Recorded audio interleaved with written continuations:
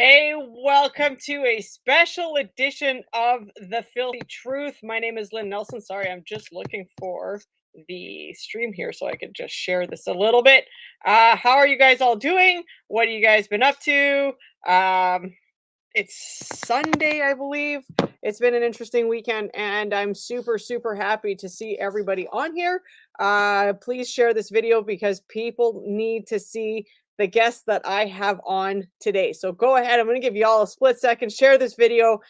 In the meantime, I'm going to say a special thank you to these guys here who keep me fueled up in the mornings, keep me fueled up in the afternoons when I'm answering about a bajillion emails and when we're trying to basically just, make sense of what's going on in an unmake sensible world, if that makes I'll just kind of, I'm gonna coin phrase that right away.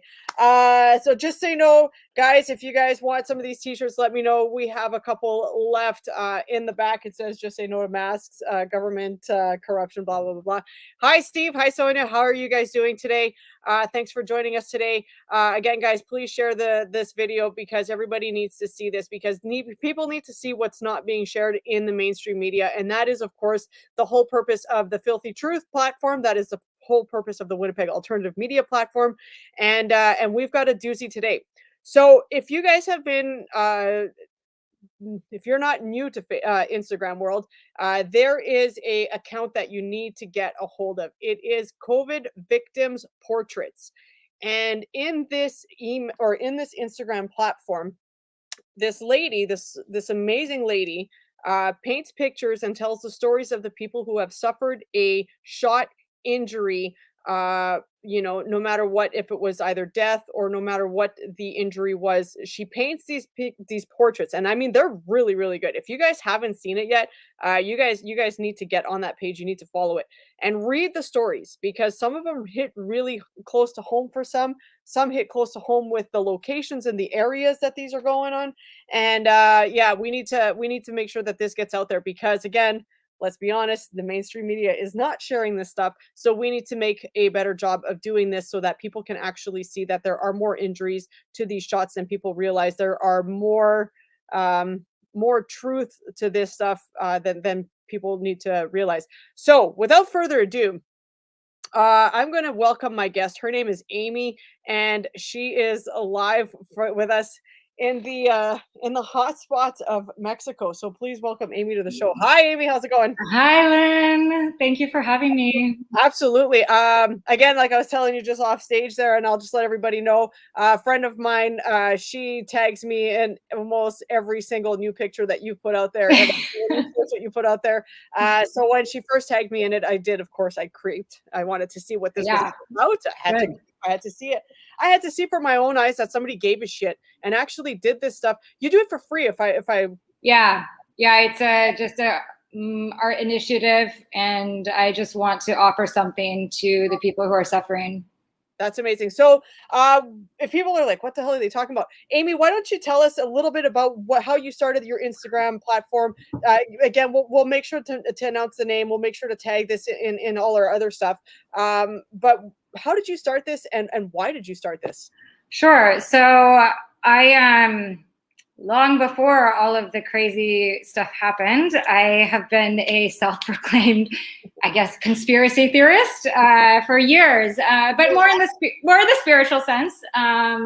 But I've been following a lot of this stuff. I used to have a blog. I was nomadic and I was just roaming around the world, and I was like talking about all this stuff pretty openly. It was like before the days of crazy. I mean, there's been censorship, but not like this. And also, like, I was able to chat with people about these things anywhere. Like, even if there wasn't the level of division that there was now.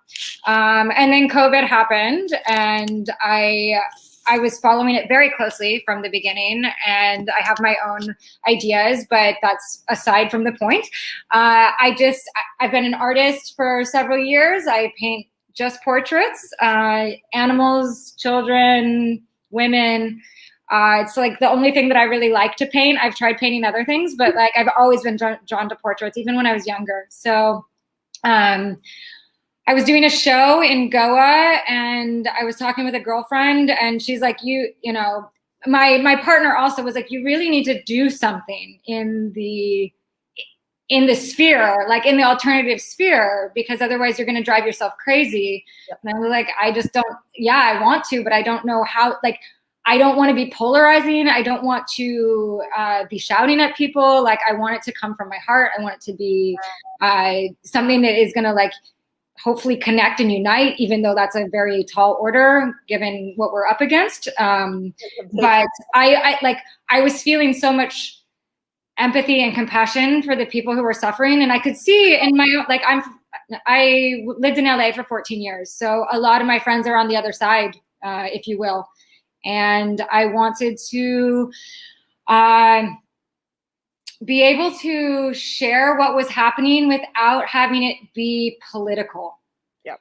And for me, it was like, okay, well, this is what I do. And like, I love painting portraits, and I've actually painted a couple of people who have passed, generally older, but then also I've painted a lot of people's animals that had passed. And when I paint them, I always feel like super connected and like very, it's quite a mystical experience. I actually have no training in painting at all. Like, I just picked it up 3 years ago, and it just sort of like flows through me. And so sometimes it's like I'll be painting and I really feel the essence of the person. And so it's been a really healing experience for me, because I was just feeling so overwhelmed by how much horrible stuff is happening, and then being able to connect with people on the other side. Is there a better way to even say that? I don't know. I get it. Yeah, you're right. I mean, like, I don't want to use the divisions of like anti-vax and pro-vax and all this like nonsense, but yeah.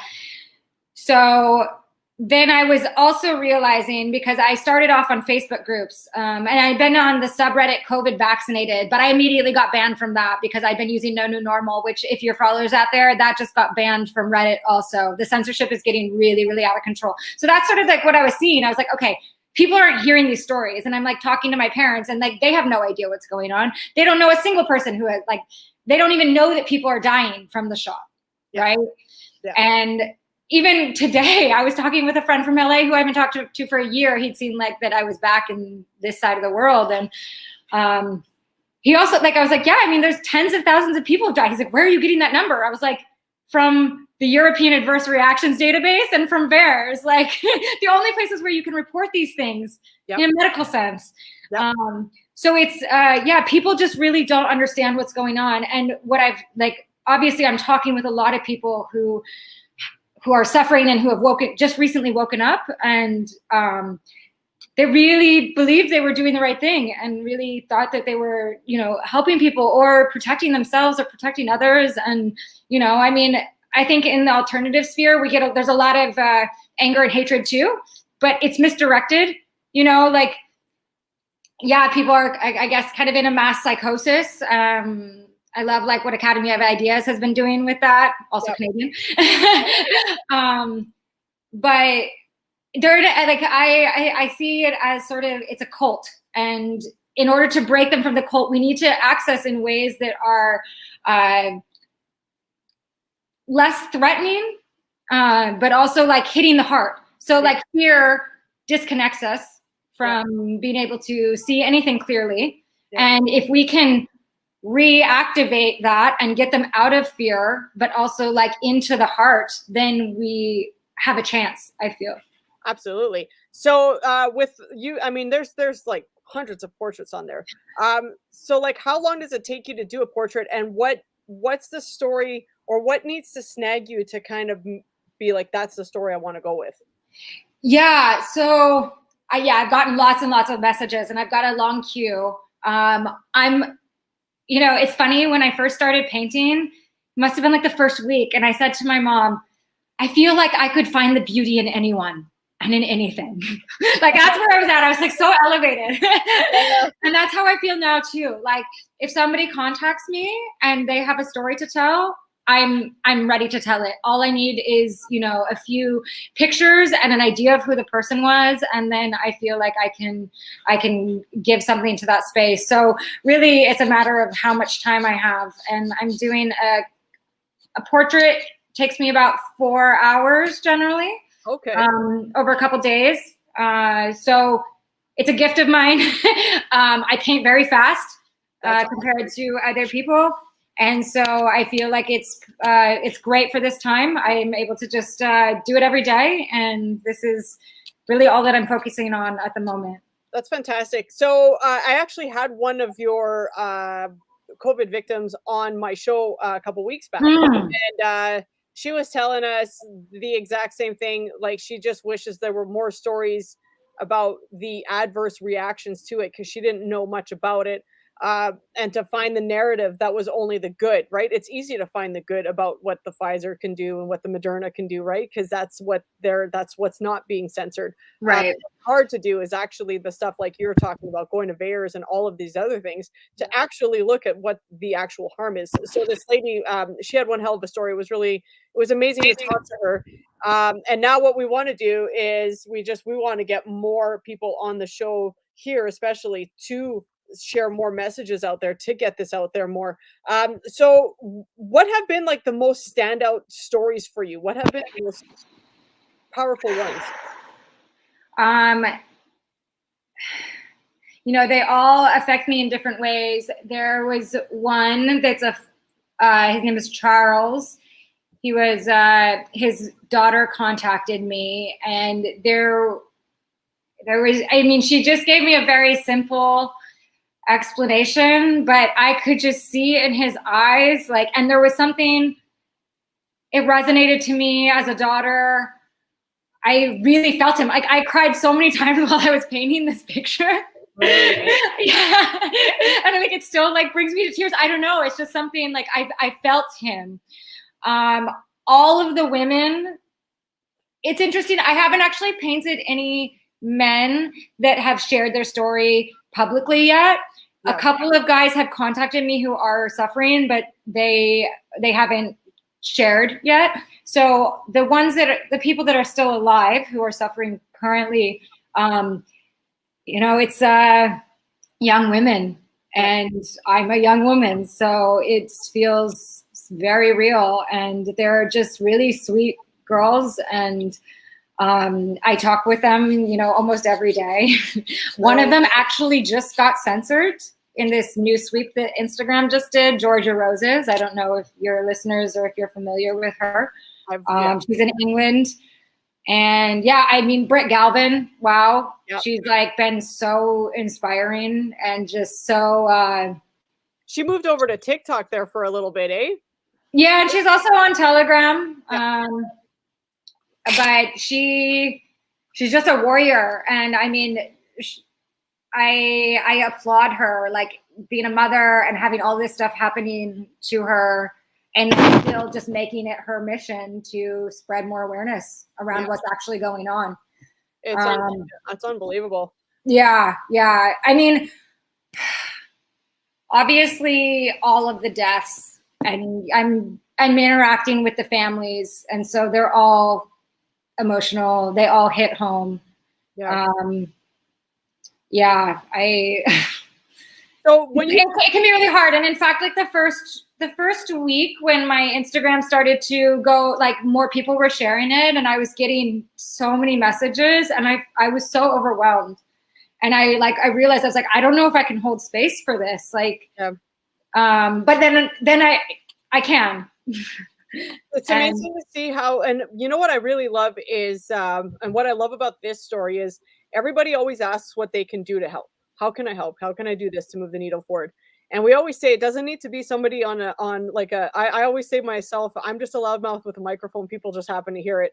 But it doesn't have to be that. It could be exactly what you're doing, which is painting pictures for these families and for these people with these stories.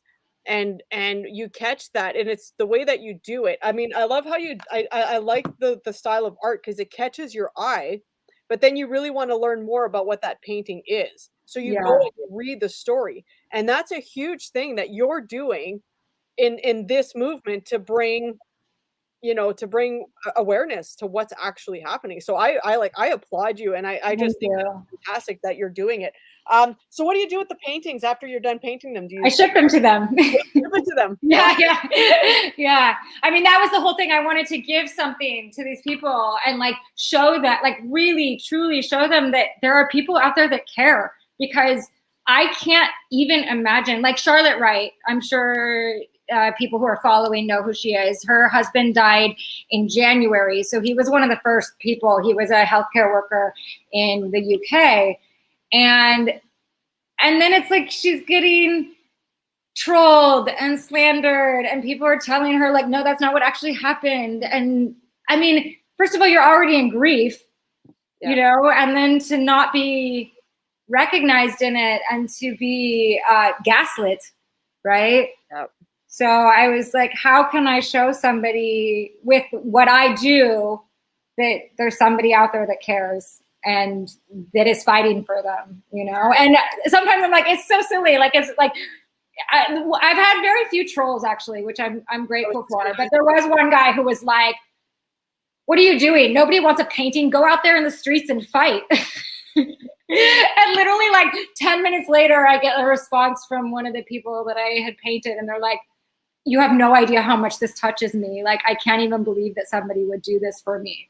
And I've seen, like, most people have never had a painting done. And it's like, to have somebody spend that much time and care, like to study your face and to understand you, you know, like it's a unique thing. You catch, I don't know, like, I mean, again, like it's almost like you catch an essence of what the person is so that it makes you read the story, right? You can't just paint something on a canvas and expect people to like just look at it. You paint Right.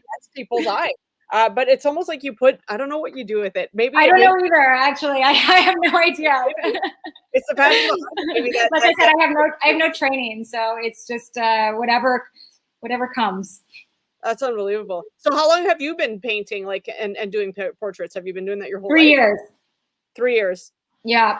Yeah, and actually it's kind of a cool story. So I was an actress in LA, and I was hating Los Angeles the last several years that I was there, and I was really trying to extricate myself, but I was kind of trapped. Actually, maybe this is why I feel so much compassion for people too, because I so badly wanted to get out of my situation in that city and my career, but I felt like I had zero options. I'm like, this is what I've done for 15 years. This is how I make my money. I don't know what I'm going to do for a living. I don't want to go back to waiting tables. I don't know where I want to live. Like, I really had no idea what I was going to do. So I went to India to do my yoga training, because I was like, oh, maybe I'll just teach yoga. Like, that's something I can do, but I don't know how I'm actually going to make any money off of that.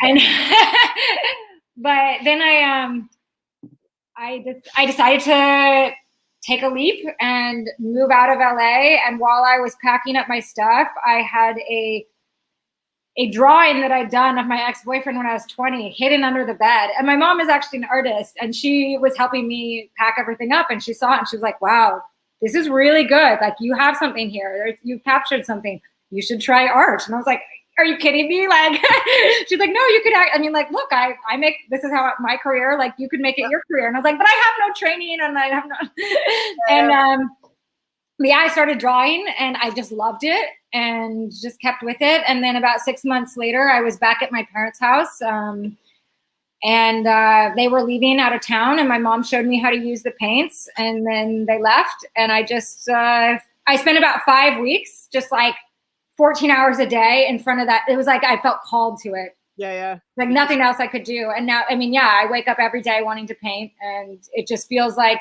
that was the thing. And it took me leaving LA. So I know a lot of people are in this situation right now where they're being forced to leave their towns, their cities, their countries even, and their jobs, their careers of 25 years. And I mean, that it's real, that fear. What am I going to do? And I still feel that, but I feel more grounded just in truth and in what I'm doing. And I'm trusting the universe. Like, since I left LA, my life has felt totally in alignment. I mean, not that it hasn't been difficult, but it's like, you know, it's, yeah, I just think that we cannot give up. And how do I say this?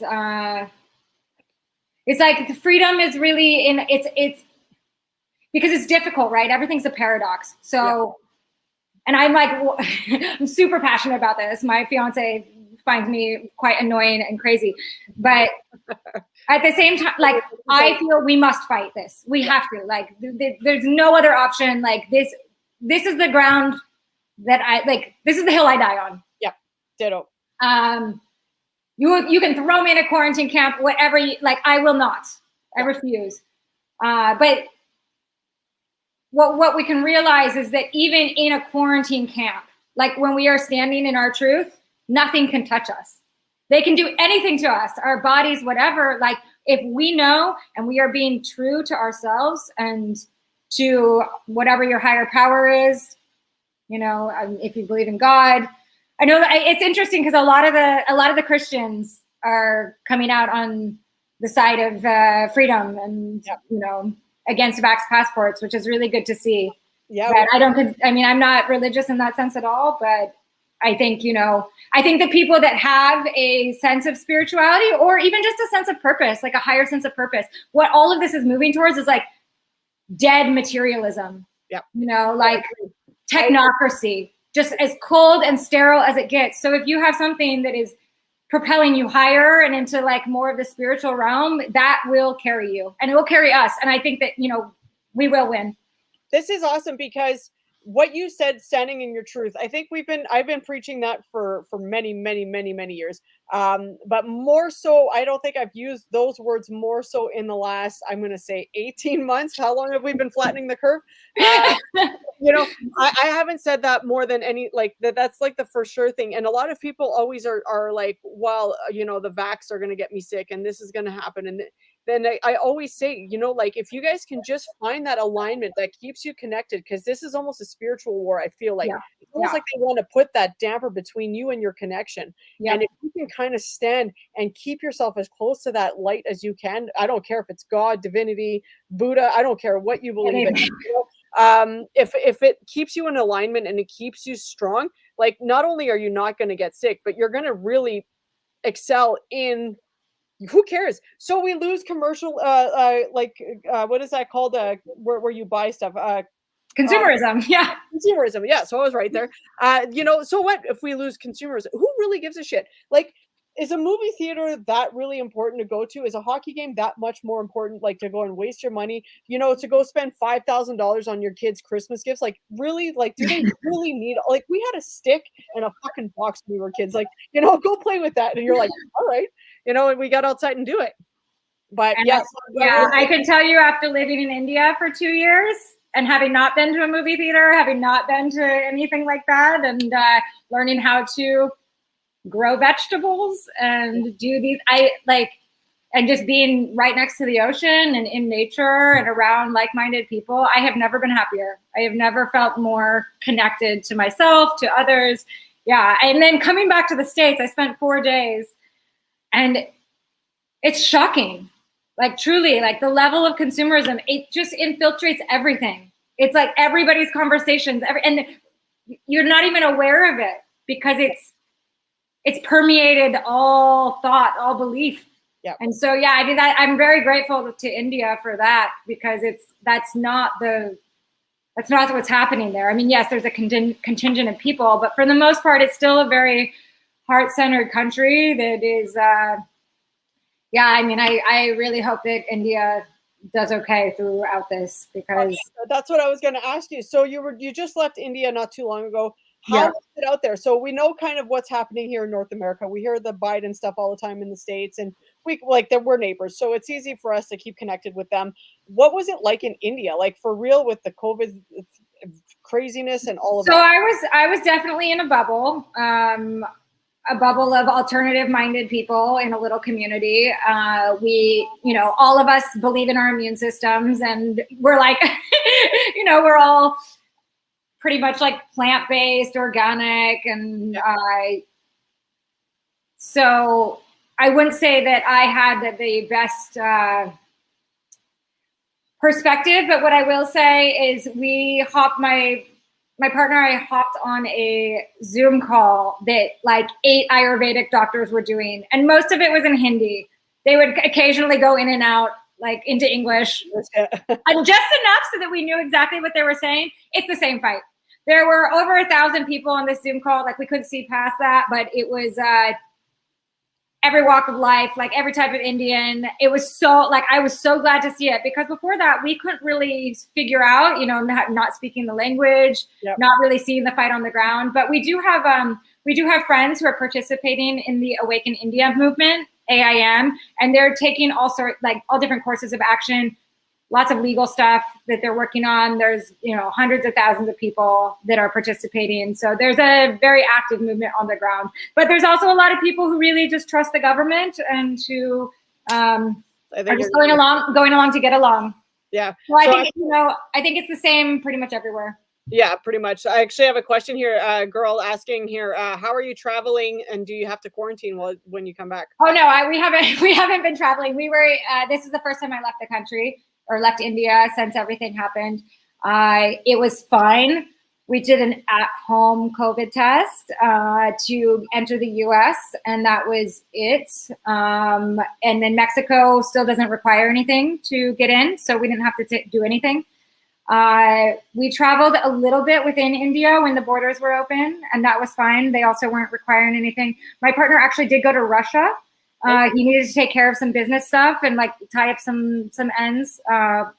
And aside from several PCR tests, it was he had a very smooth trip as well. So, you know, I think it really depends on where you are, but I was surprised at how easy it was. Although I am very against the mask because I like breathing. And I never wore it when I was back in my village. And I was very scared about wearing it for the 26 hours of flying or whatever it was, but I don't want to, I'm not sure how much I can say. Like, basically my partner and I were the only ones who had it around our chin the whole time. But nobody said anything. We also flew Japan Airlines, so like they're super courteous and they wouldn't say anything anyways. But yeah, even in the airports, like I didn't really wear it. I had it on me. I had talked with a friend of mine about it beforehand because I was like, I really don't want to wear the mask. I just, I feel so strongly about this. And she's like, yeah, but if it's just what you have to do to get to your next location, like sometimes there are certain things that we have to do. So I guess it was a compromise that I made, but I also felt like even just walking around the airports with like our faces showing was kind of like giving a signal to people. Like I kind of could see that people were like, oh, like, even that has become an act of rebellion. Yeah, no kidding. I was at my father-in-law's funeral this weekend, and we sometimes you have to take one for the team, and like you said, so I had the mask under my chin, and that was good enough for everybody because they all know my stance. I'm the oddball that walked into that funeral, but I was able to, and they all knew, and so they kind of respected the fact that I at least had it on my face, but never ever was it pulled over, and never ever it just won't. It just sometimes you got to take one for the team. But yeah, so it's just to say, right, when you kind of start to stand in that and you kind of do feel a little bit like you're pushing, but you know what you do when you do that is you kind of give other people like, oh fuck, like if she's doing it, then I can do it too, right? I could breathe a little bit of oxygen. So what's it like in Mexico? Are you having to wear, like, are they like mandating masks out there? Like So we arrived in Mexico City and we spent one night there. I mean, all the airports we were in have mask mandated, although, like I said, wasn't really wearing it. And then took it off as soon as we left the airport in Mexico City. We were only there for a night, but everybody was super chill. And we were talking with our Uber driver, and he was also like against the passports and everything.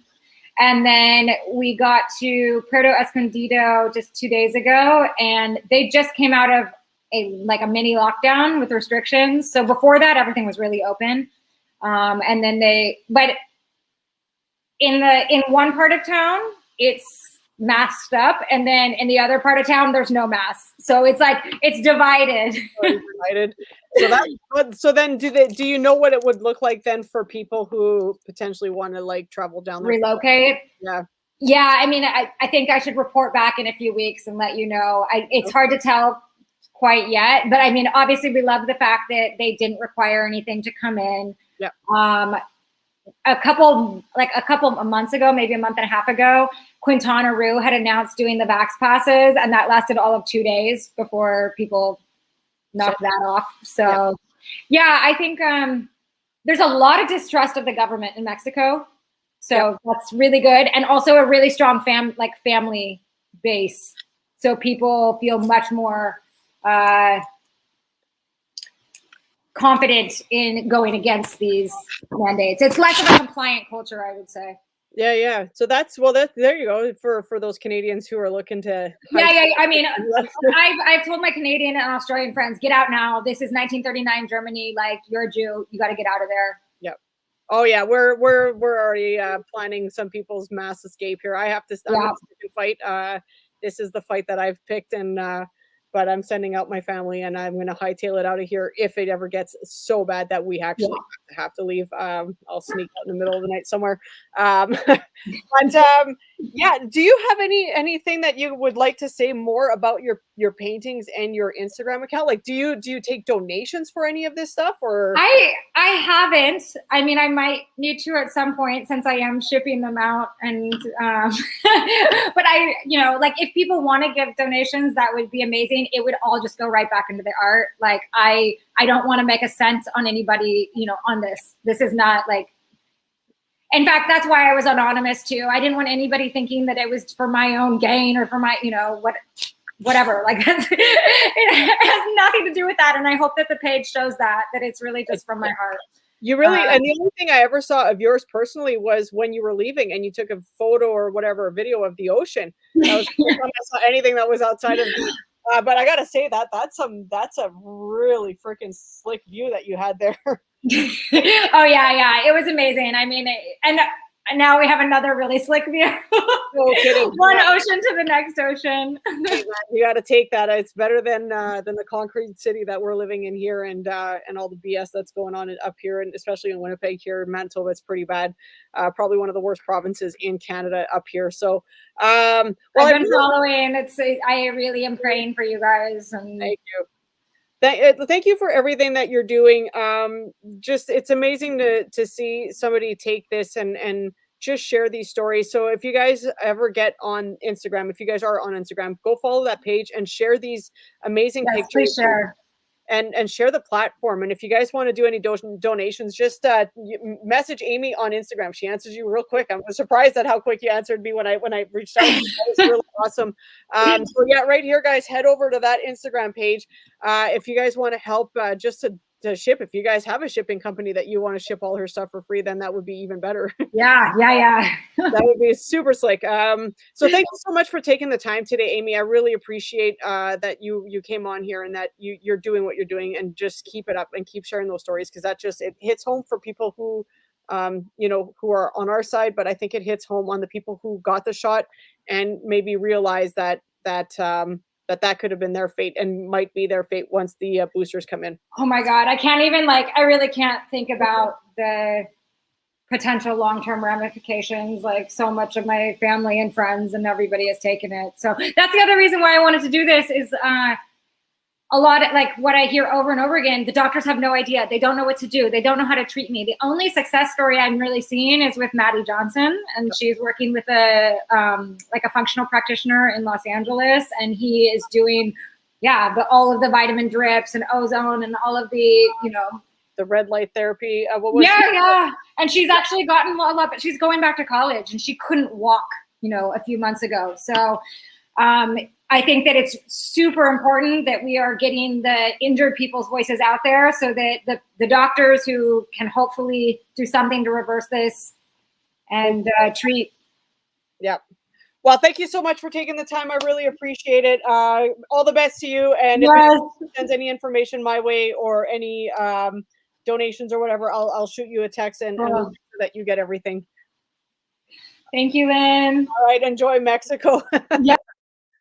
All right, guys, that was Amy from COVID Victims Portraits. If you guys go to that on Instagram, make sure that y'all are liking the page and share the stories. Like, take a scroll through. There are amazing stories on there. There's some gut-wrenching stories on there.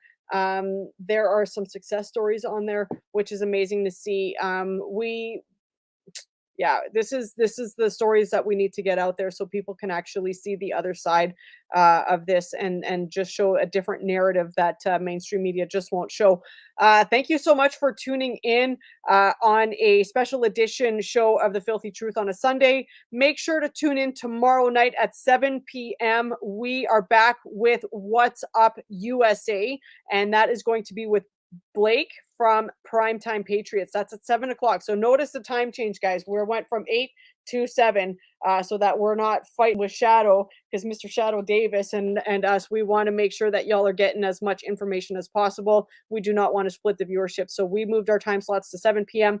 so that we can honor his 8 p.m. time slot. So tune in tomorrow with What's Up USA. Alex, I thank you so much for for last minute producing the show.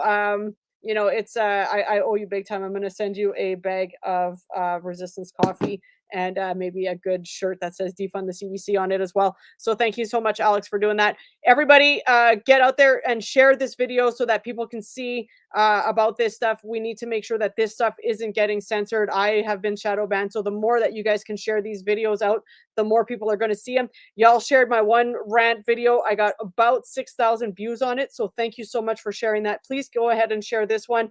This is going to be on Spotify as well. I'm a little bit backed up with the Spotify podcast, but that will be all uploaded this week.